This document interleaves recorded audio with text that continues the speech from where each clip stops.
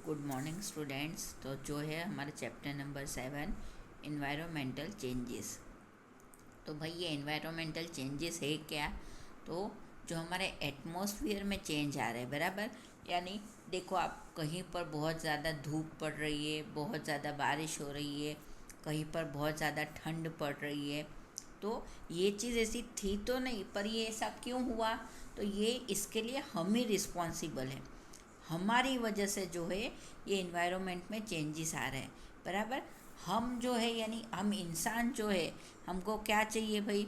कि हमको ऐसा है कि हमको खूब आगे बढ़ना है, खूब हमारा नाम होना चाहिए, हमारे सारी सहूलियत होनी चाहिए, बराबर। तो इसके लिए हम क्या कर रहे हैं कि इंडस्ट्रीज़ लगा रहे, फैक्ट्रीज लगा रहे, बहुत सारे व्हीकल्स चलाते हैं। तो ये सारी चीज़ें ऐसे तो होती नहीं है बेटा। आप व्हीकल्स चलाओगे तो व्हीकल्स में भी क्या जाता है? पेट्रोल, बराबर। और ये पेट्रोल क्या छोड़ती है? तो डेंजरस हार्मफुल गैसेस जो है वो हमारे एटमॉस्फेयर में छोड़ती है। फिर फैक्ट्रीज़ क्या है? तो फैक्ट्रीज़ क्या करेगी भाई? कि फैक्ट्रीज़ और इंडस्ट्रीज़ जो है वो भी हार्मफुल केमिकल रिलीज़ करेगी, जो हमारे इन्वायरमेंट के लिए बहुत ज़्यादा डेंजरस है। तो बराबर हम यानी देखो, एक आप देखो कि जो पुराना ज़माना था, बराबर, जब कोई सुविधाएं नहीं थी, तब बराबर 4 महीने की सीज़न आती थी। 4 महीने ठंडी, 4 महीने गर्मी, 4 महीने बारिश। पर अभी आप देखो, अभी क्या होता है कि पूरे साल की बारिश जो है वो 1 महीने में हो जाती है, या तो एकदम इतनी ज़्यादा ठंड पड़ेगी कि बाप रे आप पूछो ही मत। ऐसे शहर में जहाँ पर टेम्परेचर 47-48 डिग्री होता है, वहाँ पर ठंड जो है वो इतनी पड़ती है कि वो टेम्परेचर 6 डिग्री आ जाता है। तो ये सब क्या है? तो ये सारे हमारे इन्वायरमेंट में चेंजेस आ रहे हैं। और किस वजह से आ रहा है भाई? कि हमारी ओजोन लेयर जो है वो डैमेज हो रही है, बराबर। और उसके डैमेज होने का क्या रीज़न है? तो उसके डैमेज होने का रीज़न इंसान खुद है, बराबर। तो देखो, ये हमको यहाँ पर बहुत सारी ऐसी कंट्री के नाम दिए हैं जिनमें हीट, कोल्ड और रेन का रेशियो दिया है। तो देखो, रशिया में जो है वो 15 डिग्री सेल्सियस जो है वो गर्मी पड़ती है, ठंडी -20 डिग्री है, और रेन 100 सेंटीमीटर होती है, बराबर। तो ये देखो, हमको सारा यानी पता पड़ जाएगा कि कैसे ये सऊदी अरेबिया में देखो 45 डिग्री सेल्सियस जो है वो हीट है, यानी कितनी गर्मी पड़ती है। और वहाँ पे ठंडी 29 डिग्री सेल्सियस है, और बारिश तो 10 सेंटीमीटर, यानी एकदम ही कम बारिश है, बराबर ना। तो ये सारे चेंजेस भाई क्यों आ रहे हैं? तो ये सारे चेंजेस इसीलिए आ रहे हैं कि हमारे इन्वायरमेंट में जो है वो हार्मफुल गैस बहुत सारी हो गई है। अब वेदर क्या है भाई?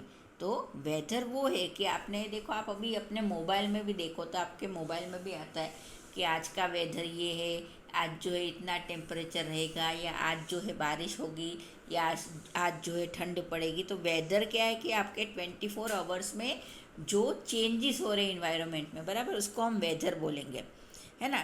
तो देखो, the condition of temperature, rain and moisture, humidity in any region at the particular point of time is known as weather, बराबर।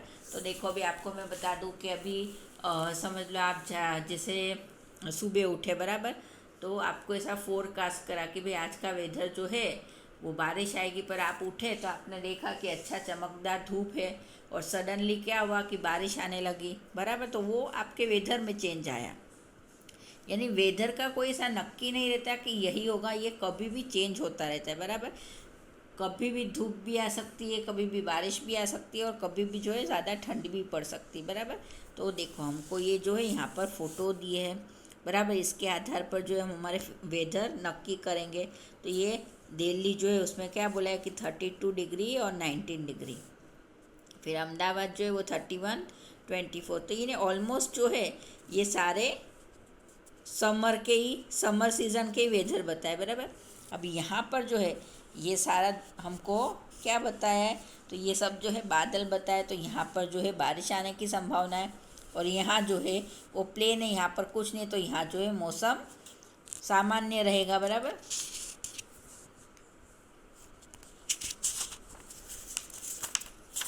अब क्लाइमेट क्या है? तो देखो, मैं बता दूँ, क्लाइमेट जो है बेटा वो लास्ट 35 ईयर के आधार पर बनता है। यानी अभी मैं आपसे बोलूँ राजस्थान कैसा है, तो आप बिना सोचे समझे बोलोगे कि मैडम राजस्थान में बहुत ज़्यादा गर्मी पड़ती है ना। फिर मैं आपसे बोलूँ चेरापूंजी, तो आप बोलेंगे मैडम वहाँ तो बहुत ज़्यादा बारिश होती है। मैंने बोला आसाम, तो बोले मैडम वहाँ तो अच्छी ठंडी भी पड़ती है और अच्छी बारिश भी होती है। तो भाई ये हम कैसे बता सकते हैं? तो ये जो है हम लास्ट 35 ईयर के रिकॉर्ड्स पर से बता सकते हैं कि वहाँ का क्लाइमेट कैसा है। अभी मैं आपसे बोलूँ कि हिमालय पर क्या कैसा अभी क्लाइमेट होगा, तो आप तुरंत मुझे बता देते हो कि नहीं मैडम अभी वहाँ तो स्नोफॉल होती है, वहाँ पर ऐसा है वैसा है ना। तो ये जो है 35 ईयर, लास्ट 35 ईयर्स में जो चेंजेस आते हैं बेटा, बराबर, उसके आधार पर जो है हमारा क्लाइमेट नक्की होता है। देखो, the average condition of rain temperature and moisture for over more than 35 year is any is known as climate, बराबर। अब देखो ये आपको ये जो है राजस्थान का हिस्सा बता दिया है ना, यहाँ कैसा सूखा पड़ा हुआ है। देखो यहाँ पर कोई इतने ज़्यादा पेड़ पौधे ही नहीं है। फिर ये जो है वो ग्लेशियर है, तो ये ग्लेशियर जो है वो पिघल रही है, बराबर ना। अब जो है ग्रीन हाउस इफेक्ट, बराबर, ग्रीन हाउस फार्मिंग, तो ये क्या है भाई? तो ये तो जो है आपको मैं बता दूँ, जिन कंट्री में एकदम ठंडी वाला क्लाइमेट होता है, बराबर, वहाँ पर बहुत रेयर धूप मिलती है। तो वहाँ पर रेयर धूप मिली तो क्या होगा बेटा, वहाँ वेजिटेबल्स और कुछ होगा नहीं, है ना। तो वेजिटेबल्स नहीं होंगे तो फिर कैसे सब सर्वाइव कर पाएंगे? प्लांट और वेजिटेबल का होना तो बहुत ज़रूरी है। तो वहाँ पर ऐसी रूफ पर जो है वो ग्लास लगाए जाते हैं, जिससे कि जो है सनलाइट अंदर जाए और वो सनलाइट फिर अंदर के अंदर रहे और बाहर ना आए, जिससे जो है प्लांट को जो है सारे न्यूट्रिशन और सब मिले और वो अपना फूड बना सके, बराबर। देखो, country with a cold climate receive less heat from the sun. These hamper the growth of plant and vegetables. Hence, arrangements are made to accumulate adequate heat from the sun. The roof is made of either glass or cloth to allow the sun rays to penetrate and sustain the heat inside the building, है ना। मैंने आपको बताया ना वही बेटा कि ये जो है ग्लास या क्लोथ से बना हुआ था, जिससे सनलाइट अंदर के अंदर ही रहे। And the practice is known as the green house farming. तो इसे हम क्या बोलते हैं? Green house farming. क्योंकि सनलाइट तो देखो आपको पता है सभी के लिए ज़रूरी है। आपको लाइफ सर्वाइव करनी है तो सनलाइट जो है सबसे ज़्यादा इम्पोर्टेंट थिंग है हमारे लिए। हमारी ह्यूमन बॉडी को भी सनलाइट चाहिए, प्लांट को भी चाहिए, एनिमल्स को भी चाहिए ना। तो सनलाइट ऐसी कंट्री में जहाँ सनलाइट नहीं आती है ना, तो वहाँ क्या सिचुएशन होती होगी बेटा? तो उन्होंने क्या करा है कि उन्होंने जो है ग्रीन हाउस फार्मिंग शुरू करा है, जिससे कि वहाँ प्लांट और वेजिटेशन दोनों हो। फिर देखो अभी आपको ये चेंजिंग क्लाइमेट के फ़ोटोज़ दिए। देखो यहाँ सूखा पड़ा हुआ है, फिर यहाँ कोई वेजिटेशन ही नहीं है, यहाँ अच्छी बारिश हुई है, यहाँ अच्छी ग्रीनरी है, यहाँ बाढ़ आई हुई है, यहाँ पूरा बर्फ़ बताया है ना। तो ये इस तरह से जो है हमारा क्लाइमेट चेंज हो रहा है। फिर अच्छा, ये थिंक में क्या बोला है? Why are the door and window made of glass in country that have cold climate. तो अभी आप इजीली बता सकते हो क्यों होता है भाई, कि ये जो है सनलाइट एब्जॉर्ब कर सके, इसलिए ना। अब ग्लोबल वार्मिंग क्या है? हम सब बार बार ये बात सुनते हैं, ग्लोबल वार्मिंग। तो ये है क्या भाई? तो आपको मैं बता दूँ कि हम आपको पता है कि हमारी यूवी रेस जो है, अल्ट्रा वायलेट रेस जो है, वो हमारे एटमॉस्फेयर को क्या करती है? प्रोटेक्ट करती है बेटा। पर due to harmful chemical and gases हमारी यूवी रेस जो है वो डैमेज हो गई है, बराबर। कैसे हार्मफुल गैसेस? जैसे कार्बन क्लोरोफ्लोरोकार्बन है, फिर नाइट्रोजन है, फिर कार्बन डाइऑक्साइड है, कार्बन मोनोऑक्साइड है ना। तो इन सब की वजह से जो है हमारी ये जो ओजोन लेयर है वो डैमेज हो गई, और उस वजह से क्या हो रहा है कि हमारी पूरा यानी हमारा जो इन्वायरमेंट है वो पूरा चेंज हो गया है ना। देखो आप कभी सोचो कि कभी आपने देखा होगा सडनली जनवरी महीने में भी ज़ोरदार बारिश आ जाती है, या आप देखो मई महीने में, अभी देखो लास्ट टाइम ये सब हुआ था मार्च अप्रैल में जो है हमको ठंडी लग रही थी, है ना। तो ये सारी चीज़ें क्यों हो रही है? तो ये सब जो चीज़ें वो ग्लोबल वार्मिंग की वजह से हो रही है, बराबर। और इसके लिए रिस्पॉन्सिबल अल्टीमेटली हम लोग ही है, बराबर ना। हम लोग जो है देखो यहाँ पर आपको फ़ोटो में ही पता पड़ जाएगी। देखो ये CFCS यानी क्लोरोफ्लोरोकार्बन, बराबर। और ये किस में से निकलेगी, तो ये AC में से, फिर फ्रिज में से, इसमें से रिलीज़ होती है। फिर ये जो व्हीकल्स बताया इसमें से क्या आता है भाई, तो पेट्रोल डीजल यानी वो भी हार्मफुल केमिकल रिलीज़ करेंगे। फिर ये जो है फैक्ट्री में से धुआं निकल रहा है वो भी यही चीज़ होगी। यानी इन इन शॉर्ट हम लोग रिस्पॉन्सिबल है हमारी एटमॉस्फेयर को चेंज करने में। फिर जो रहा डिफॉरेस्टेशन यानी हम जो है जंगल पूरे नष्ट कर रहे हैं, बराबर। क्यों नष्ट कर रहे हैं, क्योंकि हमको जो है हमारे मकान बनाने हैं, हमारी कॉलोनीज बनानी है। पर हम ये बात नहीं सोच रहे कि ये चीज़ गलत हो रही है ना। और यहाँ जो है बेटा स्पेलिंग सुधार लेना, ये W आएगा, ग्लोबल वार्मिंग आएगा, बराबर। तो यहाँ पे W बना लेना आप लोग। तो ये जो है इसी वजह से जो है ग्लोबल वार्मिंग हो रही है, बराबर।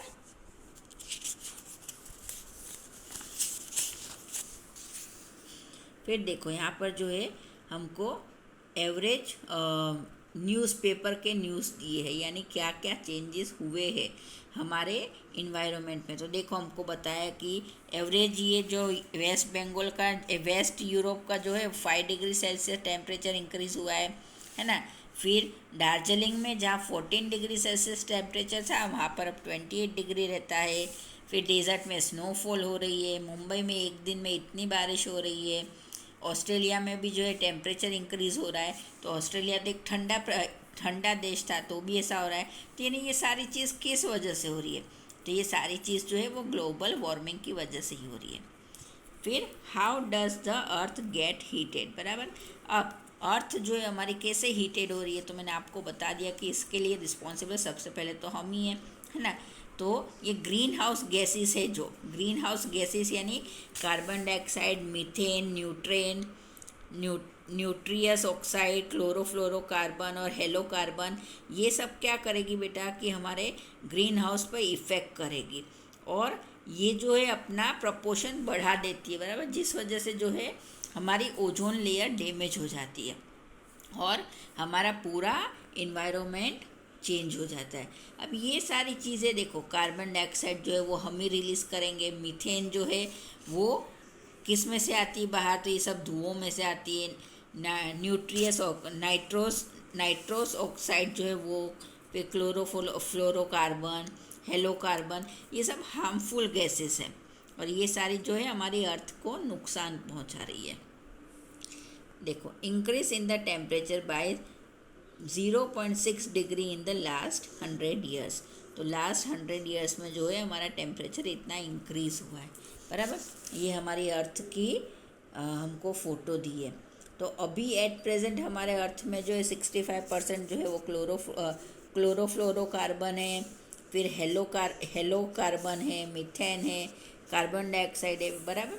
तो ये सारी चीज़ें जो है उसकी वजह से इनका जो परसेंटेज है हमारे एटमॉस्फेयर में वो बढ़ता जा रहा है और इस वजह से जो है हमारे यहाँ पर ऐसे वेदर में और क्लाइमेट में चेंज आ रहे हैं, बराबर ना। अब देखो आपको मैं बताऊँ, 100 year ago the amount of CO2 was 275 ppm। ppm यानी पार्ट पर मिलियन, बराबर। तो 100 ईयर अगो इतना यानी 275 जो था ppm था और आज की तारीख में जो है हमारे इन्वायरमेंट में 350 ppm है। यानी आप देखो कितना चेंज आया बेटा, 100 ईयर्स में कितना ज़्यादा चेंज आया। तो आप सोचो कि हमारी अर्थ जो है उसकी क्या हालत हुई होगी, बराबर ना, और क्या हालत हो रही है। और इसके लिए रिस्पॉन्सिबल अल्टीमेटली हम लोग हैं। पर देखो आपको मैं बता दूँ, अभी हम ही जो है, आपको पता ही है, आप AC में से, फिर फ्रिज में से, फिर ये TV में से, इन सब में से जो है हार्मफुल गैस रिलीज़ होती है। पर हम जो है अभी 10 महीने AC चलाते हैं, सिर्फ 2 महीने हमारे AC नहीं चलता है। फ्रिज कंपलसरी है, TV कंपलसरी है, व्हीकल कंपलसरी है। पर ये सारी चीज़ चलो कंपलसरी है, पर हमको कुछ ऐसा इनोवेशन करना चाहिए जिससे कि हमारे इकोसिस्टम के लिए अच्छा हो। यानी हम जो है सोलर एनर्जी का ज़्यादा यूज़ करे, बराबर, फिर बैटरी पे चलने वाली चीज़ों का यूज़ करे, तो ये जो है ये सारी जो है हमारे लिए अच्छी बात होगी और हमारे इन्वायरमेंट के लिए भी अच्छा होगा, बराबर। तो अब जो है यहाँ पे रेशियो दिया हुआ है, बराबर, तो ये रेशियो देख लो, बराबर।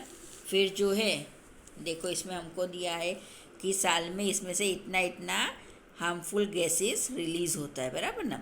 मैंने आपको बताया एसी, टीवी, ट्यूबलाइट, कंप्यूटर, तो ये सब जो है इतना इतना हार्मफुल गैसेस रिलीज़ करती है एक दिन में, बराबर, 24 आवर्स में।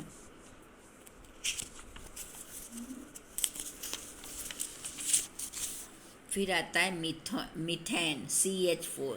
तो मीथेन जो है वो क्या है, the massive increase in methane proportion from 315 ppm in the year 1750 to 1764 ppm in the year 2005 was due to reason listen below, है ना।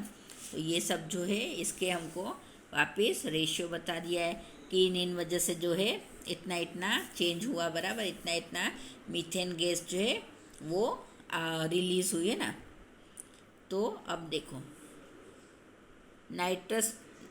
नाइट्रो ऑक्साइड, बराबर, तो the proportion of nitro oxide has increase from 270 ppm to recent 319 ppm। देखो कितने release होती थी, तो 270 होती थी, और अब कितनी हो रही, तो 319 ppm हो रही है ना। क्लोरोफ्लोरोकार्बन, तो वो जो है हमको पता है भाई कि वो किस में से रिलीज़ हो रहा है, एसी में से हो रहा है, रेफ्रिजरेटर में से हो रहा है ना। तो वो चीज़ भी जो है अब हमारे इन्वायरमेंट को नुकसान दे रही है। अब देखो अब इसमें दिया इफ़ेक्ट ऑफ ग्लोबल वार्मिंग। तो इसमें देखो आपको पता पड़ेगी ये ग्लेशियर बताइए कि ये 2001 में देखो पूरी ग्लेशियर है, बराबर। फिर ये 1 जुलाई 2003 में जो है थोड़ी पतली हुई, और जून 2006 में जो है वो एकदम पतली होकर पिघल रही है, बराबर ना। तो ये सारी चीज़ क्या है भाई, तो ये सारी चीज़ जो है वो ग्लोबल वार्मिंग है, और ये सारी चीज़ इफ़ेक्ट करेगी हमारे इन्वायरमेंट पर, है ना।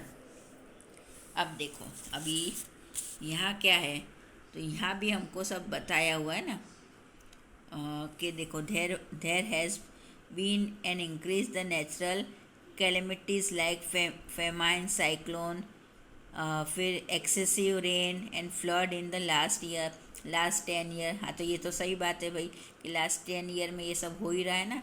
बाढ़ भी आ जा रही है, साइक्लोन भी आ रहे हैं, सब हो रहा है। तो ये क्यों हो रहा है, तो ये अगेन वही बात हो जाती है कि ग्लोबल वार्मिंग है ना। फिर हेवी रेन हो रही है, फिर क्या हो रही है, राजस्थान एंड दुबई में जो है वो heavy rain and there is a scanty of water in Cherrapunji, बराबर ना। The production of pulses has grown down. Pulses जो है वो भी इतने ज़्यादा उनका प्रोडक्शन नहीं हो रहा है। The level of ground water has decrease. तो ये भी बराबर बात है कि ग्राउंड वाटर का जो है लेवल वो डिक्रीज़ हो रहा है। क्यों डिक्रीज़ हो रहा है कि जनरली हम लोग जो है सब बोरवेल बना दे रहे, बराबर ना। और बोरवेल बनाने की वजह से क्या होता है कि हमारे इसका ज़मीन का पानी जो है वो हम जाने अनजाने वो खींच लेते हैं, और वो ज़मीन में उसका लेवल अगेन रहता नहीं है ना। तो ये चीज़ भी है। तो इसमें ऐसे बहुत सारे पॉइंट्स दिए हैं बेटा, तो ये पॉइंट्स जो है हमको पढ़ना है, बराबर। फिर there will be change in the cycle of season, है ना। तो ये भी सही बात है। अब जो है सीज़न देखो आप, ठंडी की सीज़न हम पहले ऐसा बोलते थे नवंबर से ठंड शुरू हो जाती, तो अभी आप देखो जनवरी महीने में ठंड लगती है हमको, है ना। फिर अभी गर्मी देखो आप, तो मार्च महीने से शुरू होती, तो मार्च, अप्रैल, मई, जून, जुलाई, अगस्त, सितंबर, अक्टूबर तक गर्मियाँ रहती है हमारे वहाँ। फिर बारिश जो है वो अभी एक महीने में ही होती है, एक महीने में पूरे साल भर की बारिश हो जाती है। यानी ये सारे चेंजेस हो रहे हैं, और ये चेंजेस के लिए ग्लोबल वार्मिंग और इंसान दोनों जवाबदार है, बराबर ना। फिर क्या है, according to an industries name green place appropriate 55 lakh people living in Gujarat will have to migrate in the year 2100। तो ये जो है माइग्रेट हो जाएंगे ऐसा बोल रहे हैं ना। तो ये सब जो है देखो अभी ये आपको यहाँ पर भी फ़ोटो बता दिया कि ये हमारी ओजोन लेयर है और ये अर्थ है। तो ये जो है अल्ट्रा वायलेट रेस जो है वो हमारी अर्थ को डैमेज कर रही है, बराबर। किससे डैमेज हो रही है, तो ये फ्रिज से हो रही है। फिर ये देखो हमारे यहाँ फैक्ट्रियों के धुएं से हो रही है, एसी से हो रही है ना, तो ये सारी चीज़ें रिस्पॉन्सिबल है। हमको सारी सुविधाएं चाहिए, बराबर, सभी सुविधाएं चाहिए, पर ये सुविधाओं के लिए जो है हम कितना हमारे इन्वायरमेंट को डैमेज कर रहे हैं ये हम नहीं सोच रहे हैं। फिर देखो बेटा, है non conventional source of energy, यानी जिसमें हमको पैसा नहीं लगाना पड़ता, जो चीज़ हमें मुफ्त में मिल रही है। तो क्या है भाई, solar energy, wind energy, biomass, tidal energy, है ना। तो ये सब जो है इसमें हमको पैसा नहीं लगाना पड़ता, हमको नेचर से मिल रही है। तो हमको जनरली ज़्यादा से ज़्यादा ये एनर्जी वापरनी चाहिए। और अभी तो देखो, आपने देखा होगा सबके घर के ऊपर सोलर एनर्जी के ये लगे हुए रहते हैं, बराबर ना। तो ये जो आपको पता है सोलर एनर्जी जो है वो एक दिन में 19 से 20 यूनिट्स बनाती है, बराबर। और वो यूनिट जो है वो हमारी जीबी में सबमिट होते हैं ना। तो ये चीज़ जो है हमारे अच्छे के लिए भी और हमारे इन्वायरमेंट को भी अच्छा रखेगी, बराबर। विंड एनर्जी से भी जो है आपने देखा होगा, विंड एनर्जी कहाँ यूज़ होती है, जो अपने बड़े बड़े सी एरिया होते हैं ना, वहाँ पर जो है विंड एनर्जी होती है, बराबर। फिर बायोमास, फिर टाइडल एनर्जी है ना। तो ये जो है ये non conventional source of energy है, यानी ये ख़त्म नहीं होंगे, ये नेचर में से हमको मिलते रहेंगे, बराबर। तो हमको जनरली इसी का यूज़ करना चाहिए।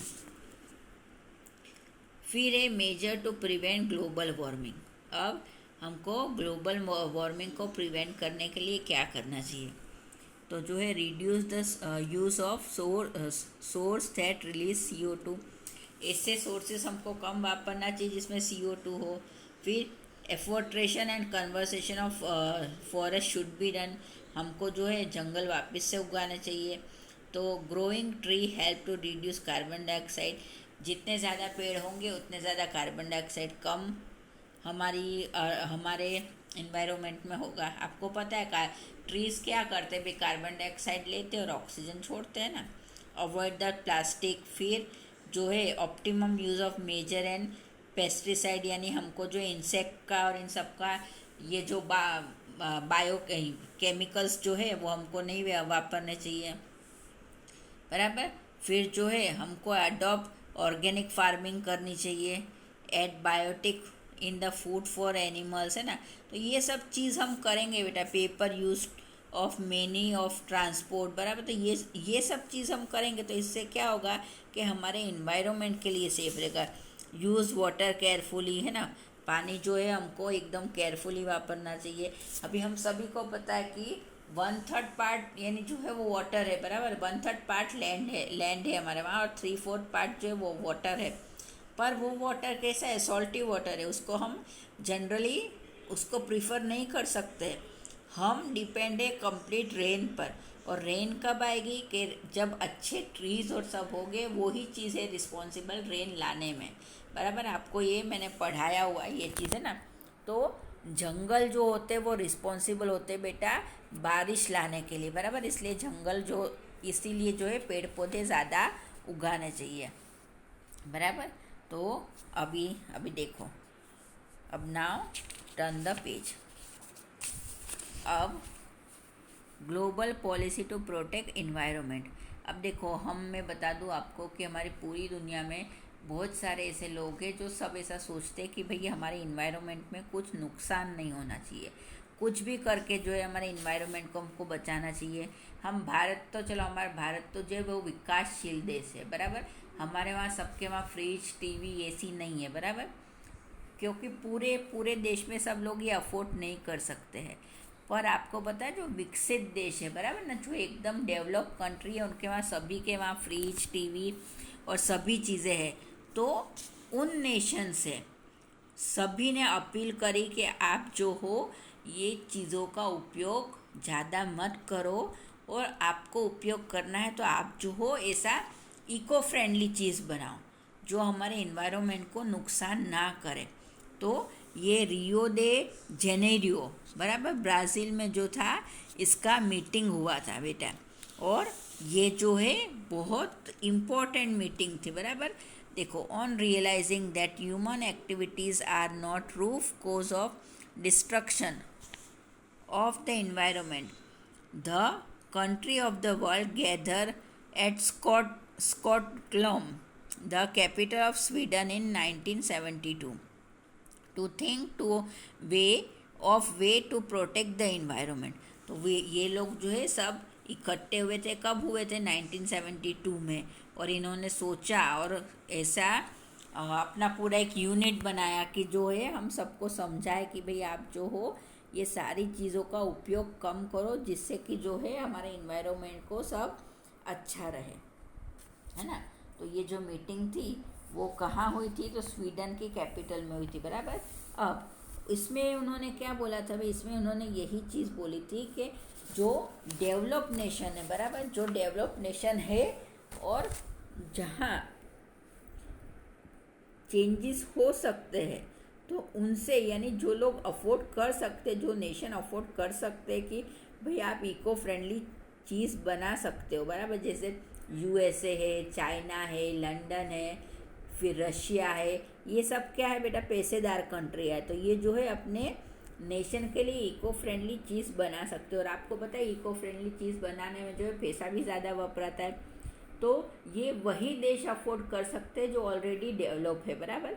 तो ये उन्हीं देश के लिए बोला गया था कि आप जो हो इको फ्रेंडली चीज़ें बनाओ, जिसकी वजह से जो है ये सारे उपयोग, ये फ्रिज, टीवी, इन सब के उपयोग कम हो। बिकॉज डेवलप नेशन में तो ये सारी चीज़ें सबके घर में रहती है, फ्रिज भी होता है, टीवी भी होता है, ओवन भी होता है। पर हमारे भारत जैसे देश में जो है आप देखो सबके वहाँ ना फ्रिज होता है, ना टीवी होता है, ना ओवन होता है। तो ये चीज़ हमारे लिए नहीं है, पर जो डेवलप कंट्री है उनके लिए तो ये बात बोली गई है कि आप इको फ्रेंडली चीज़ें बनाओ, है ना। तो ये जो लेसन है ये एकदम इम्पोर्टेंट लेसन है, बराबर, और इसमें से जो है एग्ज़ाम में पूछा भी जाएगा। और ये चीज़ जो है बेटा आपको 8, 9, 10th, 11th, यदि आपने आगे आर्ट्स लिया, साइंस लिया, कुछ भी लिया, तो आपको ये चीज़ पढ़ना तो है ही, बराबर। तो ये आपको याद रखना पड़ेगा, है ना। देखो फिर जो है इसमें हमको रेशियो भी बता दिया है। On an average citizen in the world emit 4.5 metric ton carbon dioxide, Indian citizen emit 1.2 metric ton carbon dioxide, है ना। तो हमारा इंडियन जो है वो 1.2 metric ton carbon dioxide release कर रहा है, बराबर। तो ये सब जो है, इन सब पर से हम एक ही बात सोच सकते हैं कि हम चाहे तो हमारा नेशन क्या, हमारा इन्वायरमेंट सब हम सुधार सकते हैं।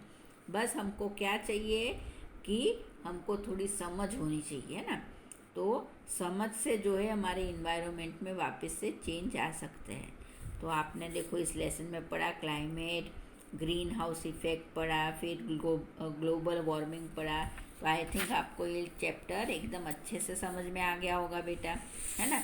तो ये चैप्टर जो है हमारा फिनिश होता है, और ये इम्पोर्टेंट चैप्टर है, इसलिए आपको अच्छे से आना चाहिए कि भाई क्लाइमेट क्या है और क्लाइमेट कैसे आप आइडेंटिफाई करोगे। तो लास्ट के 35 ईयर के हिसाब से जो है वो क्लाइमेट आइडेंटिफाई होता है, बराबर। और वेदर क्या है, वेदर जो है वो पूरे दिन का 24 आवर्स का हमारा जो स्टेटस होता है उसे हम वेदर बोलते हैं, बराबर। तो ये जो है लेसन 7 इन्वायरमेंटल चेंजेस पूरा हुआ।